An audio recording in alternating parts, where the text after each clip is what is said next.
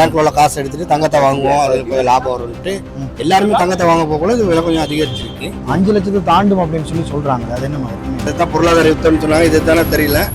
கடைகளை ஓர்டர் இல்லாமல் இப்போ எனக்கெல்லாம் அந்த தீபாவளிக்கு நிறைய வேலை இருக்கும், அதெல்லாம் அப்படியே குறைஞ்சிருச்சு. தங்கத்தோட விலை இப்படி அதிகரிச்சுட்டே போகுது. இது எவ்வளவு தூரம் போகும்?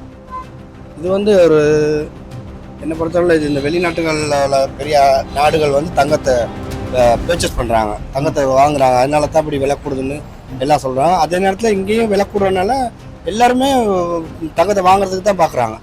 பேங்க்ல உள்ள காசு எடுத்துட்டு தங்கத்தை வாங்குவோம், அதுக்கு கொஞ்சம் லாபம் வரும்ட்டு எல்லாருமே தங்கத்தை வாங்க போகல இது விலை கொஞ்சம் அதிகரிச்சிருக்கு.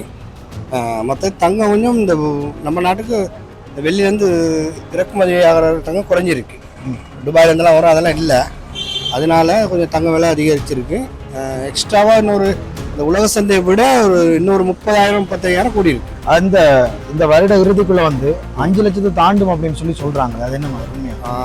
இதெல்லாம் ஒண்ணுமே சொல்ல முடியாம இருக்கு, யாராலும் கணிக்க முடியாத ஒரு விஷயம். இது 5 லட்சத்தை தாண்டினாலும் ஆச்சரியப்படுறதுக்கு இல்லை. இது ஒரு 3ஆம் உலக யுத்தம் மாதிரி தான் இருக்கு. உலக யுத்தம் அதுதான் பொருளாதார யுத்தம்னு சொன்னாங்க. இது தானே தெரியல, ரொம்ப கஷ்டமா இருக்கு. ஆனால் விலை கூடுனால நாங்கள் நகையை வித்துட்டு வேற வாகனங்கள் வாங்கலாம், வீடு வாங்குறவங்க வாங்கலாம், அதுக்கான ஒரு வாய்ப்பு ஒன்று அமைஞ்சிருக்கு. இந்த தங்க விலை அதிகரிப்பால தொழில் பாதிக்கப்படுது.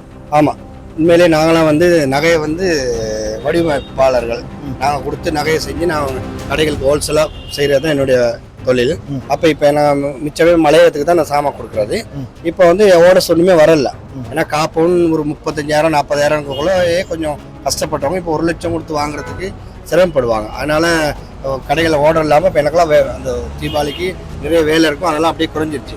எனக்கு இந்த வேலை குறைஞ்சனால நான் என்னையை நம்பி 2-3 ஆசாரிமார் இருக்கிறாங்க, அவங்களுக்கு வேலை குறைஞ்சிருச்சு. இதனால் தொழில் மிச்சம் பாதிப்படையுது. இதனால் நாங்கள் மாற்று தொழிலை தான் நாட வேண்டியதாக ஒரு கட்டம் இருக்குது. மற்ற நீங்கள் சொன்னீங்க தங்கம் இப்போ பிஸ்னஸ் எப்படின்னா தங்கத்தை கொடுத்துட்டு 24 கரெக்டாக கொடுத்துட்டு நாங்கள் தங்கத்தை வாங்குற மாதிரி ஒரு சூழல் இருக்குது. 22 கரெக்டாக கொடுத்துட்டோம் தங்கத்தை கோல்டுன்னு சொல்லி ஒரு அது மிச்ச நாளாக இருக்குது. அதை நாங்கள் கொஞ்சம் பேர் ஃபாலோ பண்ணாங்க. அவங்களாம் ஓரளவு இப்போ கொஞ்சம் அவங்களுக்கு ஒரு வியாபாரம் செய்யறதுக்கு ஈஸியாக இருக்குது. அதை ஃபாலோ பண்ணாதவங்களுக்கு கொஞ்சம் கஷ்டமாக இருக்குது.